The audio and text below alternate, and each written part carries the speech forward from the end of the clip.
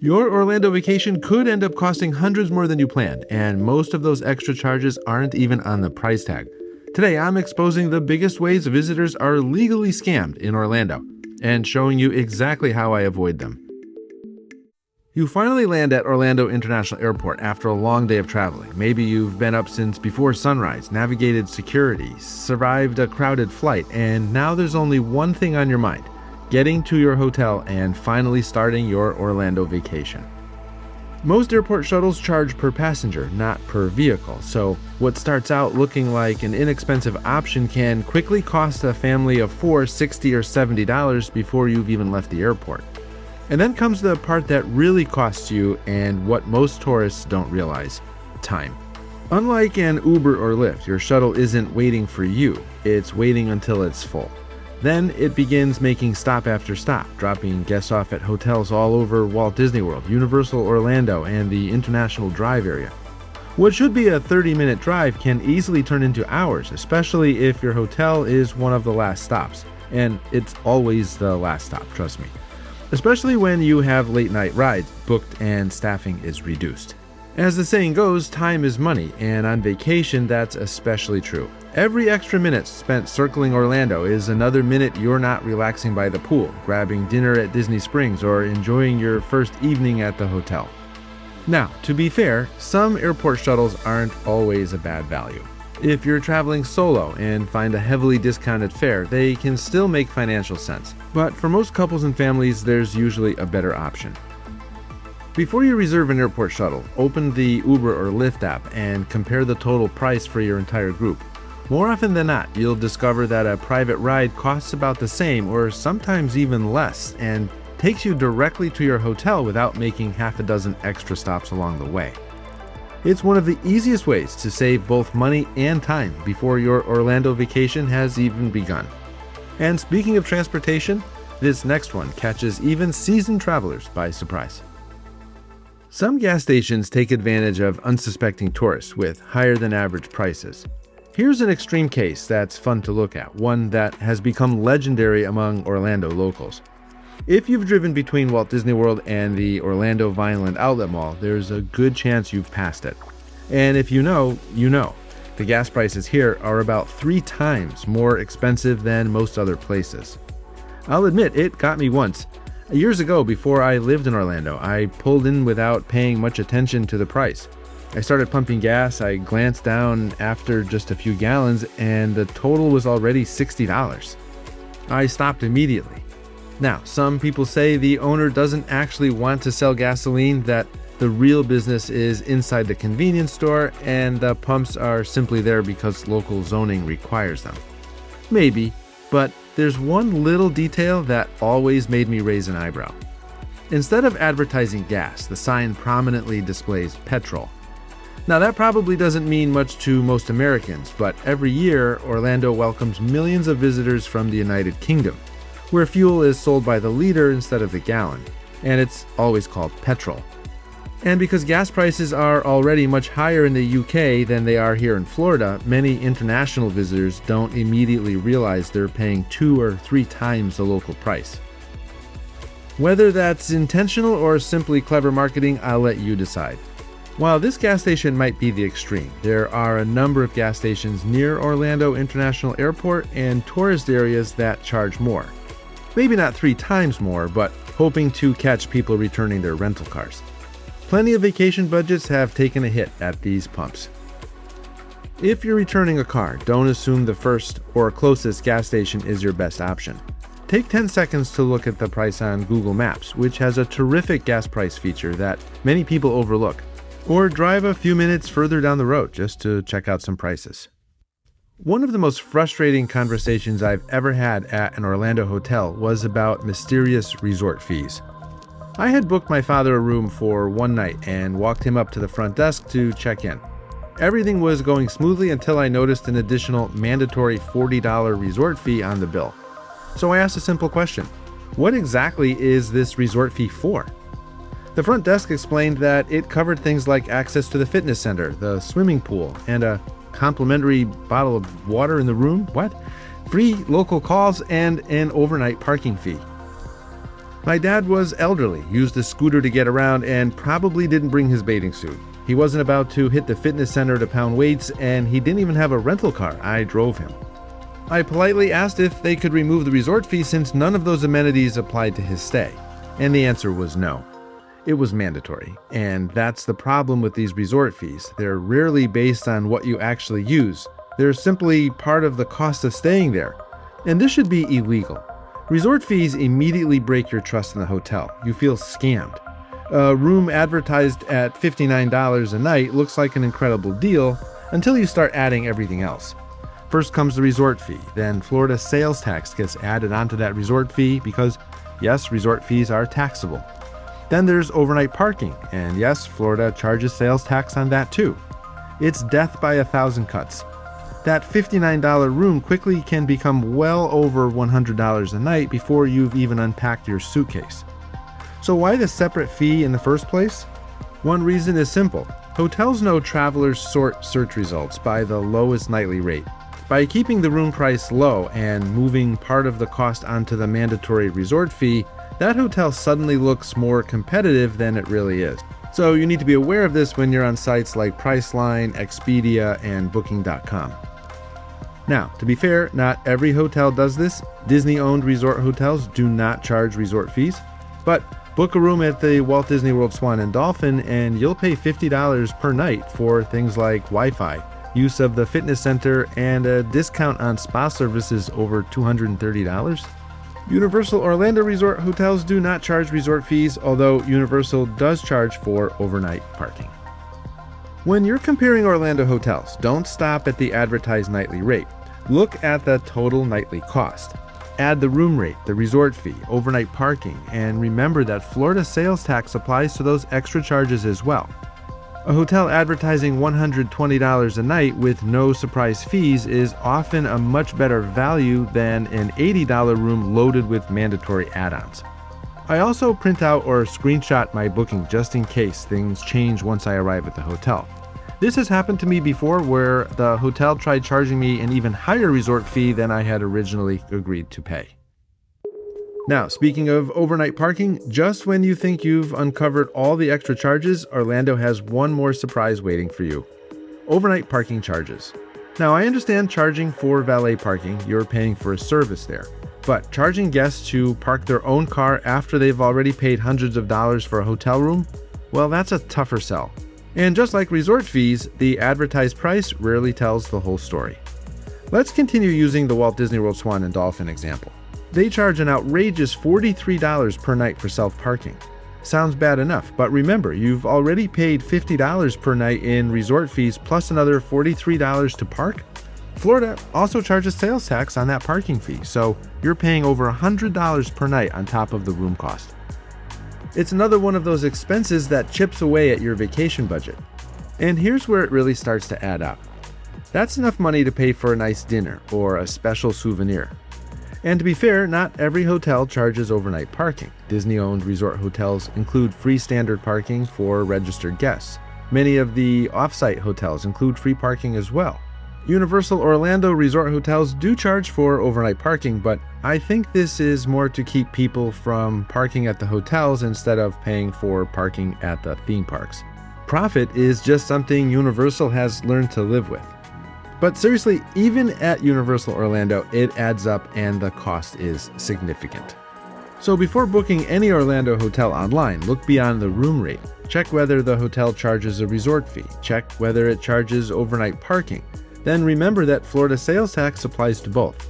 Those three numbers together will tell you what you're really paying each night. Because at the end of the vacation, your credit card statement doesn't care what the advertised room rate was, it only knows what you've actually spent. Now that you've checked into your hotel, it's time to head to the parks, right? And if you're staying at Walt Disney World, you might notice something a little different cruising around the resorts. They're bright red, covered with white polka dots, and they look pretty cool. Disney's minivans. Now, I'll admit, I love the concept. They're driven by Disney cast members, they're immaculately clean, and if you're traveling with little ones, every vehicle comes equipped with 2 professionally installed car seats. It's a premium service, and Disney does a fantastic job with it. The problem is the price. A typical Uber or Lyft ride around Walt Disney World might cost somewhere between $12 and $20. That exact same trip in a minivan can easily cost $35, $40, or even $60. In some cases, you're paying 2 or 3 times as much simply to get from one Disney destination to another. So what are you actually getting for the extra money? Well, part of the premium pays for those built-in car seats, yes, but Florida law doesn't require them in cars for hire. Safety first, though. Part of it pays for a friendly Disney cast member to drive you around with that legendary Disney service. And part of it pays for something that's genuinely valuable. Unlike Uber and Lyft, minivans can drop guests off at the Magic Kingdom bus loop, just steps from the entrance. Regular rideshares have to stop at the Transportation and Ticket Center, where you'll still need to take a monorail or a ferry boat before you ever reach the front gate. That alone can save 20 or 30 minutes. So yes, there are times when a minivan absolutely makes sense. Sometimes when I see the lines to get on the monorail, I seriously consider spending the $35. Or if you're in a hurry to get to Magic Kingdom and don't feel like waiting 20 or 30 minutes for a crowded bus, it can be worth every penny. But for just about every other trip around Walt Disney World, the juice probably isn't worth the squeeze. For most trips around Walt Disney World, I'd simply use Disney's complimentary transportation system or book a standard Uber or Lyft. You'll save a surprising amount of money, and Disney transportation can be fun. Save the minivan for the times when it offers a real advantage, not simply because it looks cool. Because the smartest way to spend money on vacation isn't avoiding every upgrade. It's paying for the ones that actually improve your experience or solve your problem. And speaking of paying extra, let's head over to SeaWorld, where some of the biggest upcharges begin before you even walk through the front gate. One thing I wasn't expecting to pay for at SeaWorld was the privilege of going on rides. Recently, I was getting ready to ride Fire and Ice when a team member stopped me before I could even enter the queue. My wife was carrying a small bag. He told me bags weren't permitted on the attraction and that she would need to store it in a locker before we could ride. Fair enough, I completely understand not wanting loose items flying around on a ride. Safety comes first. But then I walked over to the lockers. The smallest rental available was about $5 for 2 hours. If I wanted to keep the locker longer, I'd have to purchase a multi-hour pass for even more money. And if I didn't make it back to the locker before my rental expired, I'd be charged an additional fee. At that point, I couldn't help but think, I already paid to get into the park, I already paid to park my car, now I'm paying again just to ride one of the headliner attractions? And when I got to the ride, there were cubbies where I could have left my bag anyway. It's another one of those little charges that doesn't seem like much by itself, but when you combine parking, lockers, food, drinks, and everything else, it's a slow leak in your vacation budget. Now, to be fair, SeaWorld isn't the only theme park with locker requirements on certain attractions. Universal Orlando has similar policies on large lockers for backpackers, but standard lockers are free. The difference is that many first-time visitors simply don't expect this extra expense when planning their vacation budget, and it's really annoying. It makes you feel like you're getting ripped off in some way. So before heading to SeaWorld or Universal Orlando, pack as lightly as possible. If all you need are your phone, wallet, and maybe a string backpack, you'll have a much easier time enjoying the major attractions without worrying about storing a regular-sized backpack. Because the less you're carrying, the less you'll end up paying. There's one extra at Walt Disney World that sparks more debate than almost anything else: the Disney dining plan. If you've never used it before, the idea sounds fantastic, and I must admit I was at one time a big supporter of the Disney dining plan. That is, until it changed, and not for the better. You pay for your meals before your vacation, and once you're in the parks, you simply tap your magic band and enjoy your food. There's no pulling out your credit card, no keeping track of every meal. It sounds incredibly convenient, and for some families, that's exactly what they're paying for. The problem is, many guests assume the Disney dining plan automatically saves them money, and that's not really true in 2026. Disney prices the dining plan so that you'll generally need to maximize nearly every meal, snack, and credit to come out ahead, and that's really hard to do. Skip a snack, order a less expensive entree, miss a meal because you're too busy or just too hot to eat a big meal. Suddenly, the math starts working in Disney's favor instead of yours. But generally, why would you want to overpay for meals? That's like saying, well, the meal costs $23, but I prefer to pay $28 for it just so I don't have to take out my wallet. Another big drag is that you're still on the hook for the server's gratuity. It isn't included in the dining plan, so now how do you take care of that? You have to either carry cash, and I haven't done that in years, or you have to charge the gratuity either to your credit card or to your room. That just feels strange, having to charge a tip on a credit card. And while your credit card is out, why not just pay for the meal? If you prefer the convenience of not having to take out your wallet at every meal, buy Disney gift cards. You can often get them at discounted prices from stores like BJ's Wholesale and Target. Or use a dedicated card that offers cash back on dining. Saving 2 to 5% on every meal adds up in Orlando. And speaking of gratuities, here's a new trend that I'm starting to see all over Orlando. After a long day exploring Orlando, there's nothing better than sitting down for a great meal. But before you sign the receipt, take one last look at the bill. I've noticed a new trend. Some Orlando restaurants are adding automatic gratuities or service charges, and if you're not expecting them, it's easy to pay more than you had intended. Take Ford's Garage at Sunset Walk in Kissimmee, for example. Every check includes a 20% service charge, and within that amount is a 1% entertainment fee required by the Sunset Walk Entertainment District. Well, what about all the people watching the entertainment outside for free, like I often do on the weekends? Then there's the Hampton Social Club in Orlando, right near the convention center. The restaurant automatically adds an 18% service charge. According to its posted policy, that charge helps provide employees with more stable year-round income so they can continue delivering great service. Guests are welcome to leave an additional gratuity if they believe the service exceeded expectations, but it's entirely optional. That just doesn't feel right to me. And Sugar Factory at Icon Park, they automatically charge you a 20% service fee on parties of 6 or more, where 17% goes to the server and 3% goes to the restaurant, which is ridiculous. But I understand why some restaurants have adopted automatic gratuities. Orlando welcomes millions of visitors from around the world every year. In many countries, tipping isn't customary, or is handled very differently than here in the United States. By including automatic gratuities, restaurants can help ensure their staff is fairly compensated. Now, my servers have never once reminded me that a gratuity or service charge has already been added to the bill, so it's buyer beware. So imagine you're tired after a long day in the parks and you automatically add another 20% out of habit, especially if you get a digital receipt rather than a paper receipt. You can easily tip twice without even realizing it. Before signing the receipt, take 10 seconds to scan the bill, and if you see a service fee or a concession fee, ask questions about it. And keep in mind that before you order, Florida law requires restaurants to disclose all automatic service fees. Most often you'll find this notice on the menu itself or posted in the lobby.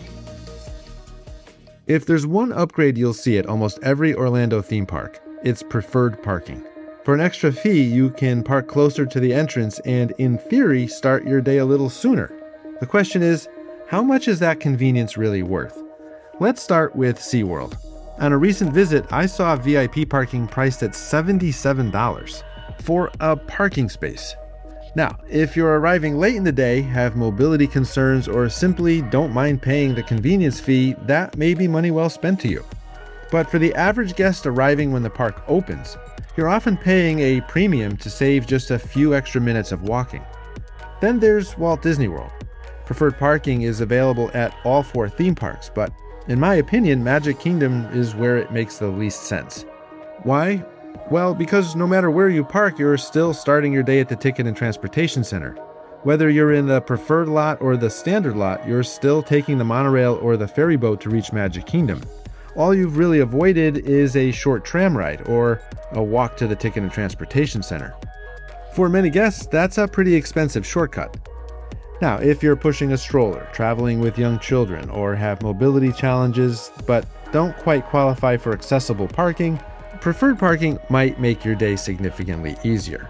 And that's exactly what these upgrades are designed for. Universal Orlando is a little different. Since you walk directly from the parking garages through City Walk to reach the parks, preferred parking can save more walking than it does at Magic Kingdom. But even then, you have to decide whether that shorter walk is worth the extra cost. And oftentimes, it really isn't. It's a pure money grab.